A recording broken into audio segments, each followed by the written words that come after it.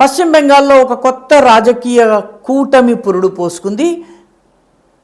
Majlis Ittehadul Muslimeen, all India Majlis Ittehadul Muslimeen MIM, Asaduddin Owaisi నాయకత్వంలోని ఈ party Aam Janata Unnayan party అనేటటువంటి ఇంకొక పార్టీతోటి పొత్తు పెట్టుకుంది.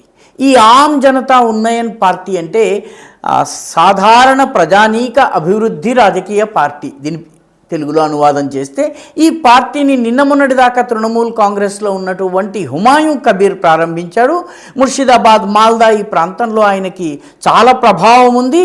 చాలా సీట్లను ఆయన గెలుచుకోగలిగే అవకాశం ఉంది. ఉత్తర బెంగాల్ ప్రాంతంలో బీహార్ సరిహద్దున ఉన్నటువంటి సర్జాపురియా ముస్లింలు వీళ్ళ మధ్య సీమాంచల్తో కలిసి ఉన్నటువంటి ప్రాంతంలో మజ్లిస్కి బలం ఉంది.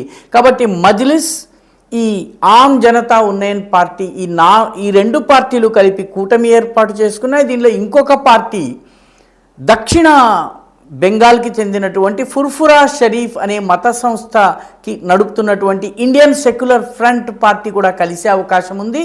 అయితే ఆమ్ జనతా ఉన్నయన్ పార్టీ ఇప్పటికే 194 సీట్లలో తన అభ్యర్థుల్ని ప్రకటించేసింది.